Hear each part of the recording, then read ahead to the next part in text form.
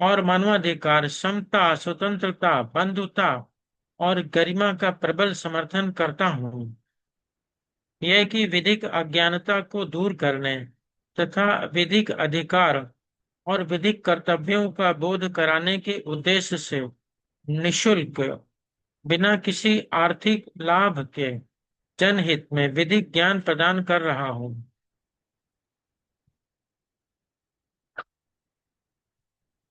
राष्ट्रीय बौद्ध महासभा के संस्थापक एवं उत्तर प्रदेश सरकार के पूर्व एमएलसी माननीय धर्म प्रकाश भारतीय बौद्ध जी और राष्ट्रीय बौद्ध महासभा के राष्ट्रीय अध्यक्ष ऑनरेबल बीएस बौद्ध जी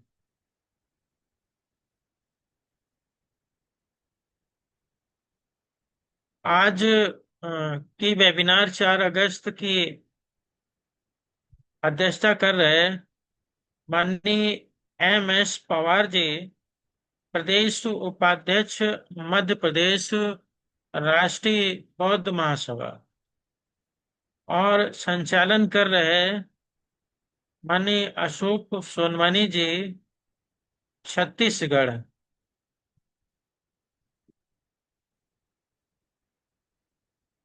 और राष्ट्रीय बौद्ध महासभा के राष्ट्रीय स्तर के, प्रांतीय स्तर के, जिला स्तर के और क्षेत्रीय स्तर के समस्त पदाधिकारीगण, कार्यकर्ता, उपासक एवं उपासिकाओं तथा भारत देश के समस्त नागरिकों, जैसा कि आज के वेबिनार में आर्टिकल 46 प्रस्तावित है, आर्टिकल 46 के संबंध में हम लोग आज चर्चा करते हुए आर्टिकल 47 पर विराम लेंगे। तो आर्टिकल 46 में अनुसूचित जातियों, अनुसूचित जनजातियों और अन्य दुर्बल वर्गों की शिक्षा और अर्थ संबंधी हितों की अभिवृद्धि की बात की गई है। यानी कि जो अनुसूचित जाति के अंदर रहने वाले समुदाय हैं, तो फर्स्ट ऑफ ऑल अनुसूचित जाति से आशय ये है कि भारत में जो 6,743 जातियां हैं, जो जो है काका कालेकर आयोग की रिपोर्ट में आई हैं, तो जो 6,743 जातियां हैं, अ, और उसके अतिरिक्त भी जातियां हैं, हम लगभग मोटा मोटा मान के चलते हैं, तो उन जातियों को, क्योंकि भारत एक जाति प्रधान देश है, भारत देश एक जाति प्रधान देश है, जिसमें जो है हर जो है क्षेत्र बदलते ही जाति बदल जाती है व्यक्ति की। तो इस जाति प्रधान देश में जाति के आधार पर जो मनुष्य हैं जिनमें दुर्बलता है, ऐसे व्यक्ति जो सामाजिक रूप से दुर्बल हैं, जो आर्थिक रूप से दुर्बल हैं, जो शिक्षा की दृष्टि से दुर्बल हैं, जो शैक्षणिक, आर्थिक और सामाजिक दृष्टि से भारत देश के अंदर अन्य व्यक्तियों की तुलना में बहुत ही पिछड़े हुए हैं, पिछड़े हुए हैं। यानी ऐसे वर्ग जिनमें धन का अभाव है, निर्धनता है, पॉवर्टी है, और पॉवर्टी यानी गरीबी इस स्तर तक है कि वो गरीबी रेखा के नीचे है, गरीबी रेखा के नीचे इतना ज्यादा है कि भुखमरी का शिकार होने की नौबत जिनकी है, मतलब भूख से मर जाने वाले लोग जिनके पास खाने को नहीं है, उनकी मृत्यु जब होती है तो कहते हैं कि भाई ये भुखमरी से मर गया। तो ऐसे वर्ग जो भुखमरी की कगार पे हैं, जिसमें शिक्षा का प्रकाश आया नहीं है, जिनको हजारों हजारों साल से अर्थव्यवस्था से दूर रखा गया है, कैश फ्लो उनके यहाँ होता ही नहीं रहा। कैश फ्लो का मतलब ये है कि पैसा आने का उनके यहाँ कोई रास्ता ही नहीं था। व्यापार कर नहीं सकते, व्यापार से पैसा आने वाला नहीं है। और नौकरी पेशा सरकारी मिलती नहीं थी, सरकार की व्यवस्था ही दूसरी थी। तो there was no any opportunity to cash flow in this community. जैसे किसी कृषक के पास 10 बीघा जमीन हो और उसमें बारिश हो तो खेती हो सकती है, उसी तरह ये जो अनुसूचित जाति जनजाति का वर्ग बनाया गया, इस वर्ग के यहाँ जो है कैश नहीं आता था, कैश फ्लो नहीं होता था। मुद्रा उसके पास नहीं आती थी।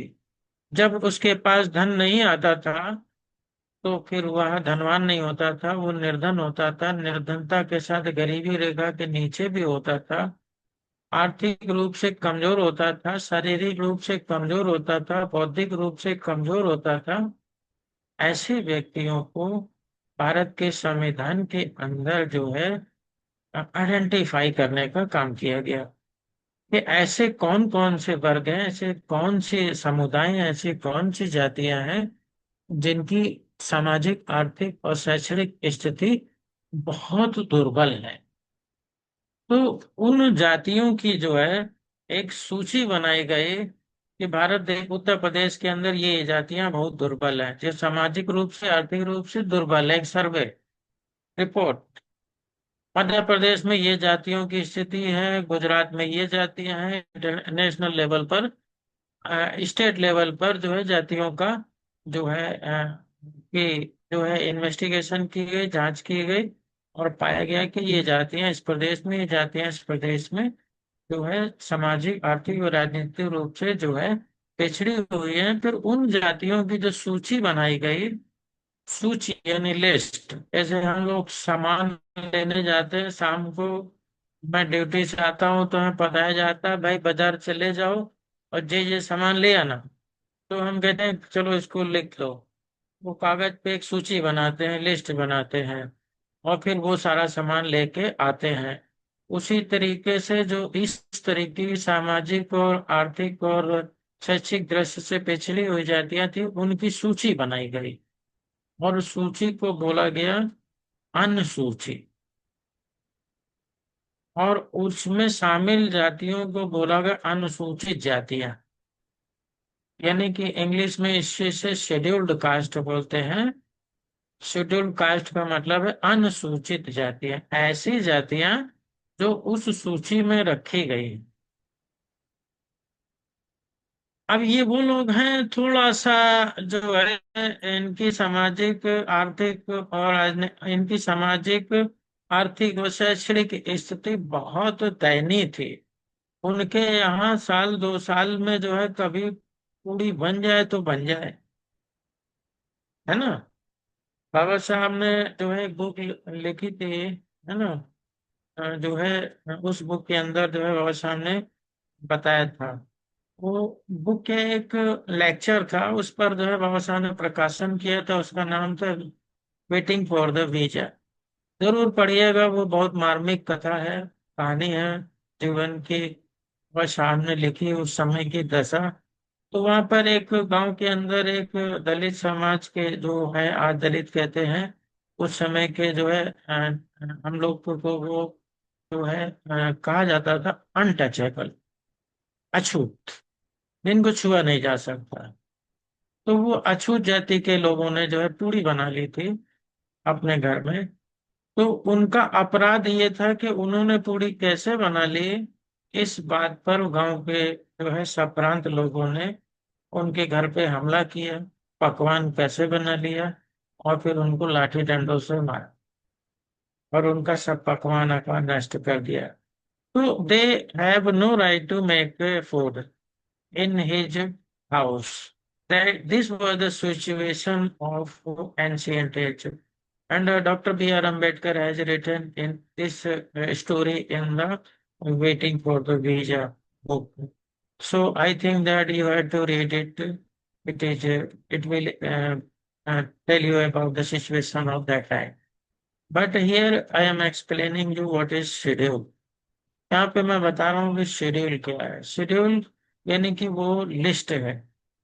अब आर्टिकल 46 में जो है ऐसे वर्गों को बाबा साहब ने आइडेंटिफाई करवाया। आइडेंटिफाई करवाने के बाद उन जातियों की लिस्ट बनवाई और उसको अनुसूचित जाति कहते थे। ये अनुसूचित जाति के अलावा फिर जब जंगलों के अंदर की जो जातियां थी जो है मानव सभ्यता से कटी हुई थी, क्योंकि आदि मानव और फिर नवपाषाण वाला, पहले पाषाण युग आया, फिर जो है नवपाषाण युग आया। तो जो पाषाण युग में ही रह गया, जंगलों में रह गया, वो नवपाषाण युग में कनेक्ट नहीं हुआ। उसी तरीके से जो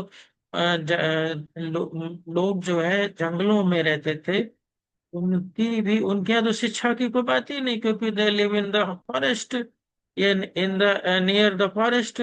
उनमें सामाजिक पिछड़ापन था, उसमें जो है शिक्षा का पिछड़ापन था, और उनमें तो कोई व्यापार बिजनेस का सवाल ही नहीं होता। और दे जब वो खा नहीं सकते, पी नहीं सकते, तो शिक्षा और व्यापार की बात नहीं, क्योंकि they that and they have no right to business. तो बिजनेस का जब अधिकार नहीं था, तो कैश फ्लो आपके यहाँ कहाँ से आएगा? अगर आपके सर के ऊपर छाता लगा दिया जाए बड़ा सा, तो बारिश की बूंदें आएंगी नहीं। आप तो छाते के नीचे हैं। तो आपको you were covered by the law that you can not get money, you can not do business. तो that time how can you get money? तो there was no any cash flow in this community. So this community became poor, poverty इनके आ गई।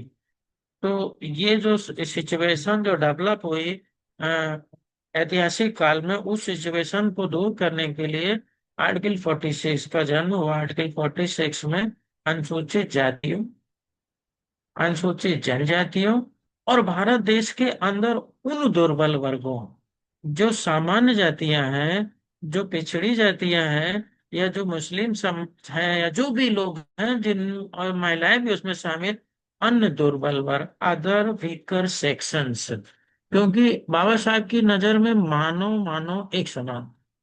उन्होंने सिर्फ अनुसूचित जाति के लिए ही काम नहीं किया, अनुसूचित जनजाति के लिए ही काम नहीं किया, पिछड़े वर्गों के लिए ही काम नहीं किया। वो बुद्ध के उपदेशों के आधार पे उन्होंने सभी के लिए काम किया। तो ये होल ऑफ द सोसाइटी जो वीकर सेक्शंस है, उसकी भी बात कही गई है। तो इसमें ये कहा गया है कि राज्य का यह कर्तव्य है कि वह अनुसूचित जाति, जनजाति और अन्य दुर्बल वर्गों की शिक्षा और उनके अर्थ संबंधी मामलों में अभिवृद्धि करेगा। यानी कि इन कार्यों के लिए जो है ऐसे कानून बनाए जाएंगे जिससे कि इनका वर्षों वर्षों से जो धना अभाव है, जो शिक्षा अभाव है, उसको दूर किया जा सके। कि जिसके पास खाने को नहीं, पहले उसको खाने को दिया जाए, यानी रिजर्वेशन।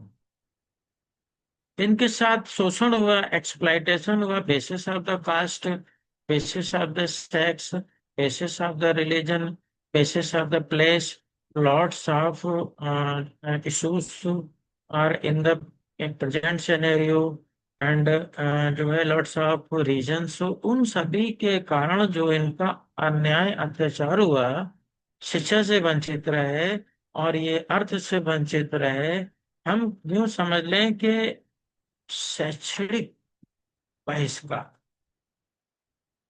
हम यूं समझ लें कि आर्थिक बहिष्कार, जिस जिस समुदाय का लगातार आर्थिक बहिष्कार किया गया हो, जिस समुदाय का लगातार शैक्षणिक बहिष्कार किया गया हो, जिसके यहाँ सूरज की रोशनी तो आ सकती थी लेकिन शिक्षा का प्रकाश नहीं जा सकता था,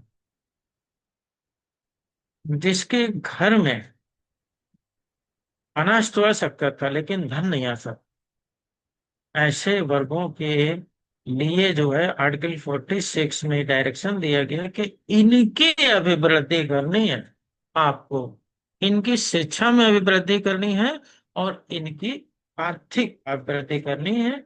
इसके अलावा जो वीकर सेक्शन है भारत का, उसकी भी अभिवृद्धि करनी है। इन इसके अलावा दूसरा पॉइंट है कि सामाजिक अन्याय और सभी प्रकार के शोषण से इनका संरक्षण करना। अब सामाजिक अन्याय, सामाजिक अन्याय का मतलब है कि ये जो कम्युनिटी है, जिस कम्युनिटी के साथ जो है जाति आधार पर शोषण होता रहा है, धर्म के आधार पे शोषण होता रहा है, लिंग के आधार पे शोषण होता रहा है, जिनके साथ जो है क्षेत्र के आधार पे शोषण होता रहा है, उन लोगों को इन आधारों से और इनके अतिरिक्त अन्य आधारों से शोषण से बना बचाए रखने वाले कानूनों का निर्माण कर। अब शोषण किस किस प्रकार से होता रहा है, शोषण किस किस प्रकार से होता रहा है और उससे बचने के लिए क्या कानून बनाए जाए। तो अब आपको मैं बताऊं कि अनुसूचित जाति और अनुसूचित जनजाति के ऊपर किस किस प्रकार का शोषण होता रहा है, इस संबंध में जब अनुसूचित जाति और अनुसूचित जनजाति अत्याचार निवारण अधिनियम 1989 के संदर्भ में जो कमेटी बनाई गई थी, उस कमेटी में के द्वारा जो है गांव के अंदर जा करके व्यक्तिगत रूप से अनुसूचित जाति और जनजातियों की समस्याओं का ऑब्जर्वेशन किया गया और फिर अनुसूचित जाति जनजाति अत्याचार निवारण अधिनियम में उन अपराधों को, उन जो शोषण के मेथड थे, जैसे कि सबसे बड़ा मेथड था अनटचेबिलिटी, छुआछूत, बलात्कार, हत्या, थूक के चटाना, पेशाब पिलाना। पेशाब पिलाना का मतलब है कि अपशिष्ट मल, जो मल है पेशाब है, इसको मुंह में पिला देना। इस तरह का भी उनके साथ अपराध होता था। उनके साथ मारना, पीटना, हिंसा करना, जुबान काट लेना, अंग भंग, ये तो घड़ा घड़ा यानी कि हेड क्राइम, घड़ा बेस्ड पर आधारित जो है committed crime based on hate, घृणा। बारात में जैसे मूछें रखने पे हत्या कर देना, मूछें नहीं रखने देना, दीज आर द जो method of the exploitation of this society. ये जो है अनुसूचित जाति जनजाति अत्याचार निवारण अधिनियम जब आप पढ़ेंगे, जिसे SC ST एक्ट कहते हैं, उसको पढ़ेंगे तो उसके अंदर ये अपराधों की श्रृंखला लिखी है। तो फिर जो है ये पार्लियामेंट के अंदर जो है ये आर्टिकल 46 के कारण अनुसूचित जाति जनजाति अत्याचार निवारण अधिनियम 1989 बना। यानी कि जो बाबा साहब डॉक्टर अंबेडकर ने इसमें लिखा कि सामाजिक अन्याय, सभी प्रकार के सामाजिक अन्याय से उनको संरक्षण दिया जाए। तो उस इस पॉइंट के लिए जो है संरक्षण देने के लिए और न्याय अत्याचार को रोकने के लिए ही जो है भारत की पार्लियामेंट द्वारा जो है SC ST एक्ट यानी अनुसूचित जाति जनजाति अत्याचार निवारण अधिनियम 1989 बना। और उसका प्रभाव हुआ कि जो हर रोज, हर मोहल्ले में, हर गांव में ऐसी 25-50 घटनाएं हो जाती थी। हर गांव में ऐसी 25-50 घटनाएं डेली होती थी। उनकी उन घटनाओं की जो पुनरावृत्ति थी, वह आर्टिकल वो SC ST एक्ट आने के बाद जो है कम हुई। और लेकिन बंद नहीं हुई, बंद नहीं हुई, क्योंकि जो है बंद होने के लिए जरूरी है कि जिन वर्गों के ऊपर अन्याय अत्याचार होता है, उन वर्गों के हाथ में शासन सत्ता की वागडोर नहीं थी।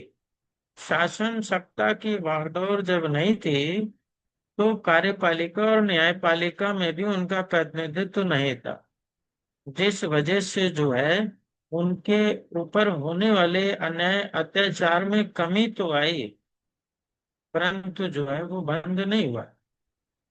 आज भी ऐसी घटनाएं जो है सुनने में मिल जाती हैं कि IS PCS अधिकारियों को भी जो है। सर आवाज नहीं आ रही बिल्कुल भी। हेलो, आ रही आवाज? आवाज आ रही है? आ रही साहब सर, आ आ रही है। रही आ रही आ रही साहब, आ अच्छा। रही। प्लीज अच्छा, कंटिन्यू। किसी ने कुछ कहने की कोशिश की है, कुछ कहा है क्या मुझसे? नहीं, वो शायद उनका नेटवर्क इश्यू हो सकता है, उन तक अच्छा आवाज ना अच्छा। पहुंच रही हो। आपकी आवाज ठीक है। क्लियर है। ठीक है, तो I was telling you article 46, मुझे लगता है कि आर्टिकल 46 आप लोगों को और मैंने बड़ी गहराई से समझा दिया है। और इसका जो मुख्य उद्देश्य था, वो आर्टिकल 46 का वो शिक्षा को बढ़ावा देना था इन वर्गों में। इनमें आर्थिक उत्थान को पैदा करना था और अन्याय और शोषण से सुरक्षा प्रदान करना था। ये तीन बिंदुओं को रख करके जो है बनाया गया था। अब तीन बिंदुओं पर जो है आपके लोकप्रिय सांसद, आपके लोकप्रिय विधायक क्या कर रहे हैं? क्योंकि शिक्षा को बढ़ावा देना गवर्नमेंट का काम है। अनुसूचित जाति जनजाति के लोगों के लिए स्पेशल स्कूल बनाने की जरूरत, स्पेशल स्कूल, स्पेशल महाविद्यालय। मतलब प्राइमरी के, देखिए ये जो आर्टिकल 46 है, इसका अनुपालन करने में गवर्नमेंट को क्या करना है कि शिक्षा को बढ़ावा देना है। इन वर्गों में अनुसूचित जाति, अनुसूचित जनजाति, जैसे जैसे कि अमेरिका के अंदर जब जो है ब्लैक एंड व्हाइट का मामला आया, तो वहां पे नेग्रोज के, ब्लैक के लोगों के लिए स्कूल नहीं थे, और व्हाइट लोग के साथ वो पढ़ नहीं सकते थे। तो उन ब्लैक के लिए जो है, उन नेग्रोज के लिए स्पेशल स्कूल बनाया गया। स्पेशल स्कूल बनाए, जिसको आपने पढ़ा होगा, struggle, my struggle for an education, and it was written by Brooker T Washington. He was the famous person after the education, he has taken education in Negroes school. तो जो है उसी pattern पर भारत देश के हाँ, अंदर स्टेट को अनुसूचित जाति और अनुसूचित जनजाति के लोगों की शिक्षा में अभिवृद्धि करने के लिए सिर्फ कानून ही नहीं बनाना, कानून तो बना नहीं, एक स्पेशल एक्ट जैसे SC ST एक्ट बना हुआ है, उसी तरह अनुसूचित जाति अनुसूचित जनजाति की शिक्षा में अभिवृद्धि के लिए एक स्पेशल एक्ट चाहिए। अनिवार्य शिक्षा अधिनियम जो आर्टिकल 21A के तहत बना हुआ है, वो तो सभी के लिए है। What have you done in the favour of the article 46? This is a question for the state. तो ये सवाल जो है आप विधायक से पूछिए, मिनिस्टर से पूछिए, सांसदों से पूछिए। और इसके लिए स्पेशल कानून अगर बनता है, उस स्पेशल कानून के माध्यम से अनुसूचित जाति जनजाति के लोगों के लिए जो है उसमें जो है अपॉर्चुनिटी मिलती है, स्कूल बनाए जाते हैं। उन स्कूलों में जो है स्कॉलरशिप, कंपलसरी स्कॉलरशिप का प्रोविजन होना चाहिए। कंडीशनल नहीं होना चाहिए कि आपकी 75% नहीं, स्कॉलरशिप रोक देंगे। नैक में मान्यता नहीं, स्कॉलरशिप रोक देंगे। हर बात में स्कॉलरशिप रोक देंगे। आप यूनिफॉर्म पहन के नहीं आए, आपकी स्कॉलरशिप रोक देंगे। तो आप उसकी आर्थिक अभिवृद्धि कर रहे हैं, या आप उसके आर्थिक वृद्धि को रोकने के लिए जो है नए नए कानून बना रहे हैं? What are you doing? What are you doing? This is a question against the state, कि क्या कर रहे हो? ये आर्टिकल 46 कह रहा है उसकी आर्थिक अभिवृद्धि करो। तो अभिवृद्धि ऐसे करोगे 75% प्रेजेंट नहीं, तुम्हारी स्कॉलरशिप रोक देंगे। तो ये तो अभिवृद्धि में अवरोध माना जाएगा। ये क्या माना जाए, अभिवृद्धि में अवरोध। And this activities is against the article 46। और यही जो है संविधान का विरोध है, यही असंवैधानिक कार्य है। तो ये आप पूछ सकते हैं अपने सांसदों से, विधायकों से, सरकार से। और ये आप फेसबुक पे लिख सकते हैं जो, और अपने सोशल मीडिया पे लिख करके अवेयरनेस ला सकते हैं। इस वीडियो को रिकॉर्ड करके शेयर करके लोगों में जन जागृति पैदा कर सकते हैं। और बाकी SC ST एक्ट तो खैर बनी गया सुरक्षा के लिए। तो ये बात जो है यहाँ पे खत्म होती। बाबा साहब ने कहा था शिक्षा का उद्देश्य व्यक्ति के मस्तिष्क को तर्क करने योग्य निर्मित करना है। तो शिक्षा पर तो मैं काफी बता ही चुका हूँ। और जो है बाबा साहब ने जो है डॉक्टर B R अम्बेडकर ने भारतीय संविधान के अनुच्छेद 46 में बहुत बड़ी भूमिका अदा करी, क्योंकि वो इसी सोसाइटी से आए थे, इसी सोसाइटी में जन्म हुआ उनका। उनको भी जो है राइट टू एजुकेशन में बहुत समस्या आई, उनको भी आर्थिक समस्या आई, उनका भी उनका भी एक्सप्लॉयटेशन हुआ, समाज का भी हुआ। तो उन्होंने इस पीड़ा को महसूस किया, और उस पीड़ा को हमेशा हमेशा के लिए दूर करने के लिए एक जैसे नहीं है एंटीडोज, कोविड के विरोध, तो कोविड जब आया तो एक जो है अलग से जो है मेडिसिन खोजी गई कि कोविड ये है ना, यानी कि टीका खोजा गया कि ये टीका लगा दो कोविड नहीं होगा। तो बाबा साहब ने ये जो है आर्टिकल 46 को एक टीके के रूप में समाज को दिया कि ये टीका लगा दो, समाज हमारा आर्थिक और जो है शैक्षिक रूप से पिछड़ापन दूर कर ले जाएगा, गवर्नमेंट ये काम करेगी। तो ये बाबा साहब ने इसमें बहुत बड़ा योगदान किया। डॉक्टर अम्बेडकर ने जो आर्टिकल 46 का मसौदा तैयार किया, इस पे आर्गूमेंट किया, और इसको इन द पार्लियामेंट जो है पास भी करवाया। तो really he was the reformer of this society. तो ये डॉक्टर B R अम्बेडकर के संबंध में हमने आपको बता दिया। इस पर ये केस भी है, महाराष्ट्र राज्य में है। ये ईमानदार का केस है। इसमें जो है 93वें संशोधन की संवैधानिक वैधता को बरकरार रखा गया। और जो आर्टिकल 15 के अंदर जो निजी शिक्षण संस्थान है उसमें जो रिजर्वेशन दिया गया उसको वैध माना गया, जबकि उसको चुनौती दी गई थी। तो आर्टिकल 15 में जो है अधिकार दिया गया। और ये जो है T5 फाउंडेशन बनाम भारत संघ का केस है। इसमें भी जो संस्थानों में पर आरक्षण जो नहीं लगा सकता है, तो ये जो अल्पसंख्यकों के स्कूल हैं उनका प्रबंधन वही करते हैं, और उसमें ज्यादा इंटरफेयर नहीं किया जा सकता। इस तरीके से ये केसेस थे। Indira Sawhney versus Union of India के केस के अंदर जब मंडल आयोग का मामला आया, तब जो है ये कहा गया कि नहीं 50% से ज्यादा रिजर्वेशन नहीं दिया जा सकता, क्योंकि पहले से जो है अनुसूचित जाति और जनजाति के लोग जो है शिक्षा लेकर के IAS PSS बन रहे हैं, और शिक्षक और जो है इंजीनियर बन रहे हैं। और ये बाकी जो पिछड़े वर्ग के लोग हैं, अगर ये भी जो है आ जाएंगे तो फिर क्या होगा। तो जो है ये भी विचार जो है उस समय जो है लोगों के दिमाग में आया, परंतु 27% आरक्षण मिला। और कोर्ट ने ये डिसीजन दे दिया कि Indira Sahni versus Union of India case में 50% ज्यादा रिजर्वेशन नहीं कराया जा सकता। अब Indira Sahni versus Union of India के केस के आधार को जो है आज की हालात में चैलेंज करना चाहिए। हमारे देश के अंदर 80 करोड़ लोग भूख से जो है भूखे रहते हैं और सरकारी अनाज पर डिपेंड है। तो उस समय पिछड़े वर्ग के लोगों की आर्थिक स्थिति और भारत के अनुसूचित जाति जनजाति के लोगों की और खराब हुई है। और जो कैश फ्लो है वो 20% लोगों के बीच में है। पैसा 20% लोगों के बीच में आ रहा है, जो हम टैक्स दे रहे हैं वो जा कहाँ रहा है, वो 20% बीच में आ रहा है। हम कैश फ्लो की लिस्ट में है ना, जिसकी वजह से 80% लोग जो है आज जो है आर्थिक सामाजिक अभाव में जी रहे हैं, और आरक्षण से 50% है। तो ऐसी दशा में अब आरक्षण बढ़ाने की आवश्यकता है, तो ये भी इश्यू मुझे है।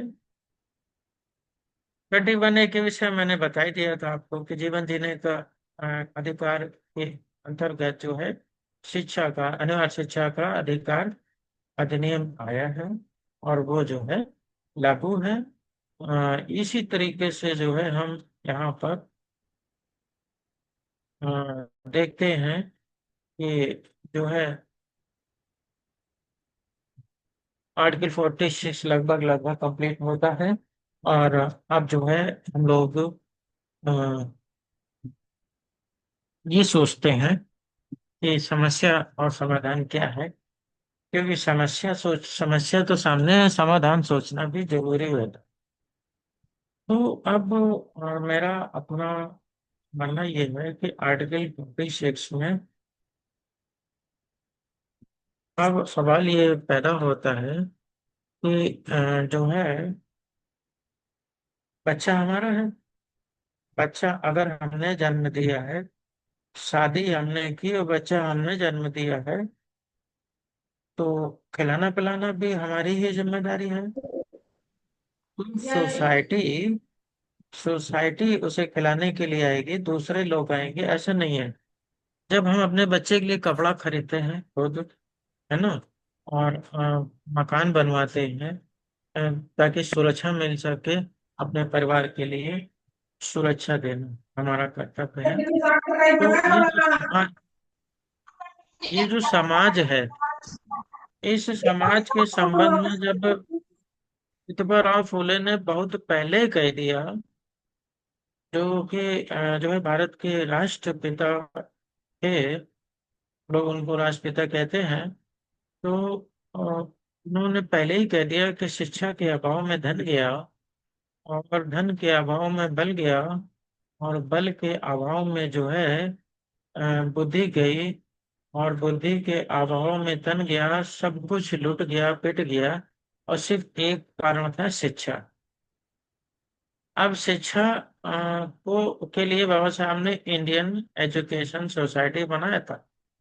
मतलब भारत के अंदर एक संस्था उन्होंने बनाई थी, इंडियन एजुकेशन सोसाइटी। और उस इंडियन एजुकेशन सोसाइटी के माध्यम से भारत देश के हर प्रदेश के अंदर, हर जिले के अंदर, हर जगह पर जो है वह एक अपना शिक्षण संस्थान खोलना चाहते थे, जिससे कि अपने समाज की जो शिक्षा है, जो हमारे समाज की जो शिक्षा व्यवस्था है, हम अगर शासन सत्ता में आना चाहते हैं और शासन सत्ता चलाना चाहते हैं, तो हमको एक संगठन बना करके उस संगठन को चलाने की शक्ति डेवलप करनी चाहिए, और शिक्षा व्यवस्था हमें अपने हाथ में ले लेनी चाहिए। अगर बाबा साहब के आदर्शों पे चल के शिक्षा व्यवस्था जैसे इंडियन एजुकेशन सोसाइटी के माध्यम से वह पूरे भारत देश के अंदर शिक्षण संस्थान को खोल करके अपने समाज की शिक्षा व्यवस्था को अपने द्वारा जो है संचालित करने का प्लान बना करके करना चाहते, तो वो तो अपूर्ण रह गया। आज बाबा 6 दिसंबर 1956 के बाद जो है बाबा साहब के अभाव में जो है, जो उन्होंने शिक्षा का आंदोलन चालू किया था, बहुत सारे कॉलेजेस खोले उन्होंने, वह रुक गया। और आज जो है हम शिक्षा शिक्षा को रो रहा है, शिक्षा महंगी है, शिक्षा मिल नहीं रही है, स्कूल में मटका नहीं छूने दिया, है ना, स्कूल में मैडम ने मारा, स्कूल में दांत तोड़ दिया, स्कूल में हाथ तोड़ दिया, है ना, मुंह में डस्टर मार दिया। पता नहीं कितनी सारी घटनाएं जो है सोशल मीडिया पे आती रहती है। और कहीं कहीं तो जो है बच्चों की मृत्यु भी हो जाती है, छत से गिर जाते हैं, कुछ से कुछ हो जाता है।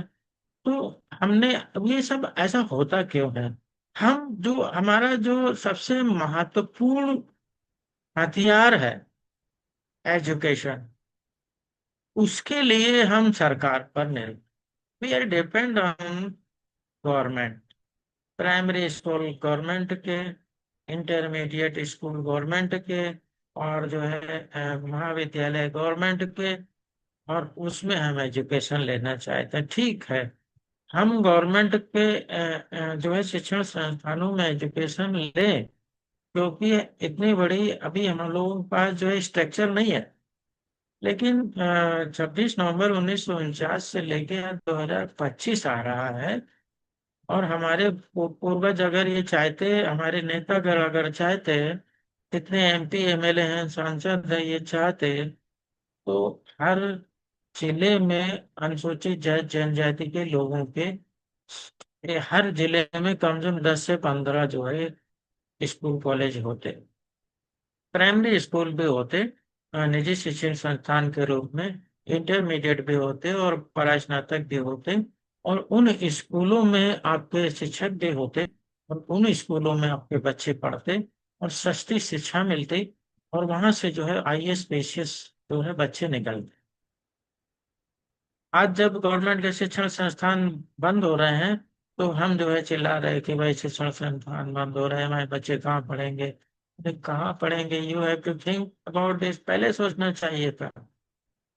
कोई बात नहीं, नहीं सोचा तो कोई बात नहीं, अब से सोचो। अभी भारत देश के अंदर समस्त शिक्षण संस्थान को बंद होने में करीब 10 से 15 साल लग जाएगा। और जो है ये जो शिक्षा है वो जन शिक्षा नहीं रह जाएगी, ये जो है विक्रय की वस्तु होगी, कॉमर्शलाइजेशन ऑफ एजुकेशन होगा। इसकी वजह से जिनके पास पैसा है वही बच्चों को पढ़ा पाएंगे। इस तरीके से 80 करोड़ लोग जब खाने के लिए जो है सरकार पर डिपेंड है, तो यही 80 करोड़ लोग शिक्षा के लिए भी सरकार पर ही डिपेंड है। अपनी आर्थिक व्यवस्था अपने हाथ में लेने की जरूरत है, और अपनी शिक्षा की व्यवस्था अपने हाथ में लेने की जरूरत है। अगर हम अपने देश के अंदर अपनी शिक्षा व्यवस्था अपने हाथ में ले लें, और अपनी आर्थिक व्यवस्था अपने हाथ में ले ले, कैश फ्लो हमारा हमारे बीच में हो, तो हम जो है बड़ा बदलाव कर सकते। तो इसके लिए अगर हमारे बुजुर्ग लोग सोचते हैं, तो 15 से 20 25 साल 50 साल के अंदर भारत के कोने कोने में जो है हम लोग के शिक्षण संस्थान होंगे, और वो शिक्षण संस्थानों में हमारे बच्चे पढ़ेंगे, और उसमें हम जितना चाहे उतनी फीस लें, जितनी चाहे लागत लगाएं। इस तरीके से जैसे ही एक शिक्षण एक एक शैक्षणिक व्यवस्था हमारी लैप्स होती है, जैसे गवर्नमेंट की हमारी शैक्षणिक व्यवस्था लैप्स होती है, इससे पहले कि वो लैप्स हो जाए, उसका सब्स्टिट्यूट हमको शिक्षण व्यवस्था अपने हाथों में लेने की जरूरत है। तो यही मेरा अपना मानना है। और आर्टिकल 46 के अंदर जो बाबा साहब का मानना था कि हमारे समाज की शैक्षणिक अभिवृद्धि हो, हमारे समाज की जो है आर्थिक अभिवृद्धि हो। लेकिन उस समय जो है ना हम लोग पर नौकरियां थी, ना हम लोग शिक्षित थे, और ना हम लोग जो है किसी लायक थे।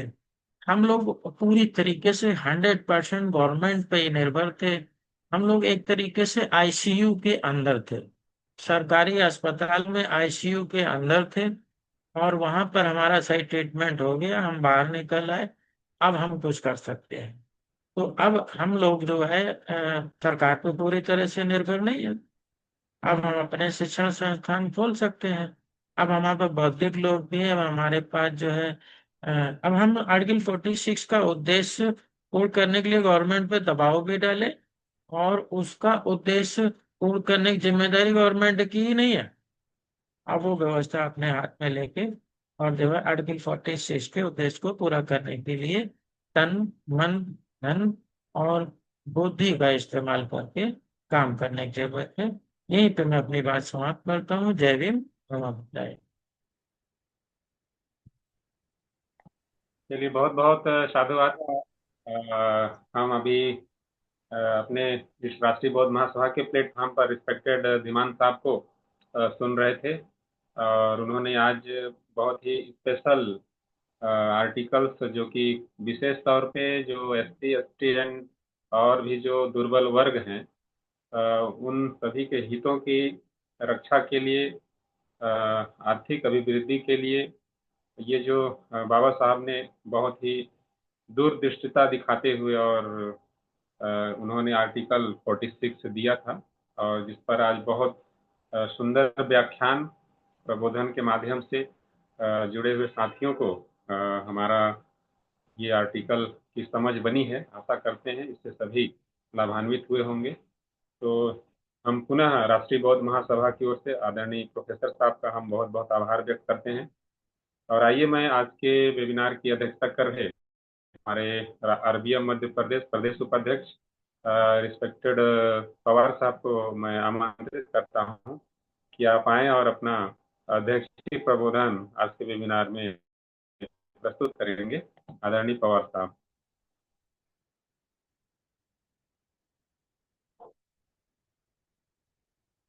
अपना नमो माइक। बुद्धाय, जय भीम सर सभी को। नमः बुद्धाय जैसे जय भीम। दीवान सर ने बहुत अच्छे तरीके से हमें समझाया है। और जब मैं सुन रहा था तो कुछ चीजें मैं नोट भी करी। वो जैसे बता रहे थे कि स्कूल खुलना चाहिए और इससे अच्छी स्थिति होगी। गवर्नमेंट मैंने मध्य प्रदेश में देख रहा हूँ कि इसके उलट हो रहा है। एक एक्सीलेंस स्कूल के नाम से वो एक स्कूल बना रहा है और उसके 15 किलोमीटर का जो सराउंड है उसके सभी जो सरकारी स्कूल है वो बंद किए जा रहे हैं। बजाय स्कूल खोले जाने की बजाय बंद हो रहा है। ये गवर्नमेंट की उल्टी पॉलिसी देखी मैंने एमपी में। बाकी आप इतने अच्छे तरीके से समझाते हैं और हम लोगों को सभी को इतना तरीके से बताते हैं कि हमें जागरूक होना चाहिए। इसी के साथ मैं ये कहूंगा कि आपका जो उद्बोधन है, प्रबोधन है, हम लोगों को बनाए रखें और समझाते रहें। हमारे समाज के लिए बहुत अति आवश्यक है। सभी को नवी बुद्धाय, जय भीम। Thank you. चलिए, बहुत बहुत साधुवाद। आज आज का एपिसोड हमारा बहुत ही निर्धारित समय पर जो है आज संपन्न हो रहा है। और हम कार्यक्रम के अध्यक्षीय प्रबोधन भी ले लिए हैं। यदि हमारे वरिष्ठ पदाधिकारी जो हैं, यदि कोई संदेश हो तो 2 मिनट में यदि रखें, या फिर हम लोग सभी सत्ता के साथ आज के वेबिनार को हम लोग यहीं पे समाप्त करेंगे।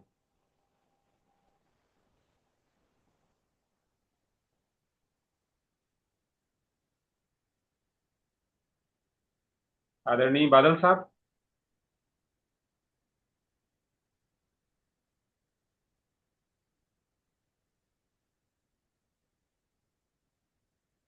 तो मुझे लगता है फिर हम लोग आज के संविधान ज्ञान चर्चा के एपिसोड को यहीं पे विराम देते हैं, यदि कोई संदेश ना हो तो हमारे राष्ट्रीय प्रतिनिधि मंडल के माध्यम से। तो आइए, मैं सबको अपील करता हूँ, निवेदन करता हूँ कि हम लोग आज के वेबिनार को सर्वे सत्ता मंगल गाथा के साथ